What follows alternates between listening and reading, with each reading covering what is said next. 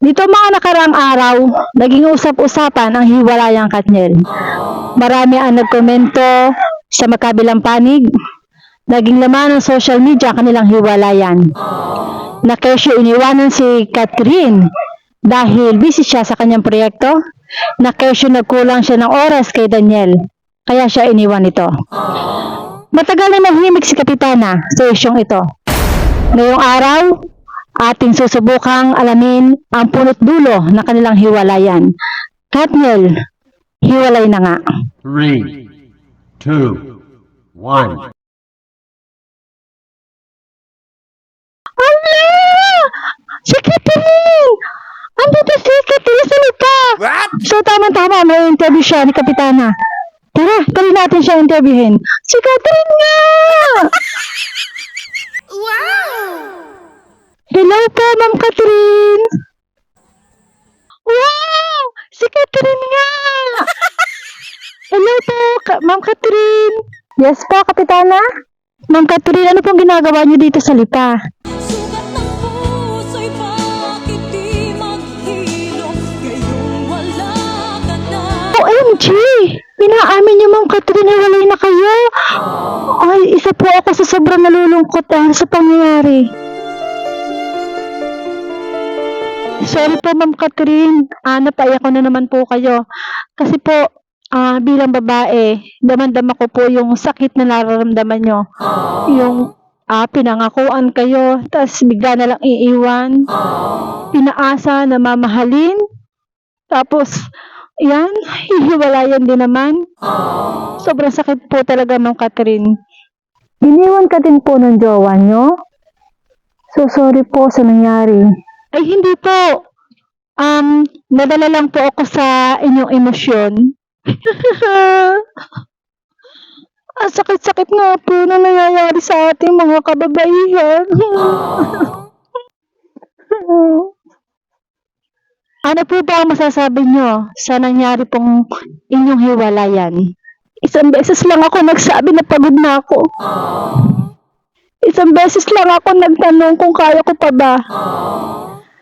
Isang beses lang ako nagkaroon ng lakas ng loob para sabihin kung ano talaga ang nararamdaman ko. Na nasasaktan ako, na nauubos ako. Isang beses sa napakaraming beses na pwede akong sumuko, pero hindi ko ginawa. Yung kahit sabihin kong umalis ka, hindi ka aalis. Kasi kilala mo ako eh. Kasi pagod lang ako, pero mahal kita. Isang beses lang ako napagod. Iniwan mo na ako. How can you give up so early? How did you not find a reason to stay? One simple question lang po, Ma'am Catherine. What is loyalty for you? Loyalty for me is being contented. Because if you're contented, you won't look for any more person. Right? So, loyalty because of your career contentment. Para po sa inyo, Sir Daniel, ano po ang loyalty? What is loyalty? Alam mo kung sino pinaka-loyal? Yung aso kong si Summer. Yun ang pinaka-loyal. Doon ko makikita ang definition ng loyalty. Na kahit anong pinagdaraanan ko ngayon, sino ako ngayon, tatanggapin ako ng buong buo nun. Yun ang loyalty. Walang judgmental kung sino ka ngayon. Salamat po. Pero bakit po ganun ang sagot nyo, Sir Daniel? Kasi sabi ko po, what is loyalty? Ano ang loyalty? Ay, ang sagot nyo po ay sino? Sumagot po kayo sa tanong na sino? Si Summer po ang inyong loyalty? O, sige na rin po. Okay na rin po. What is loyalty? Si Summer ang loyalty. Ay pa.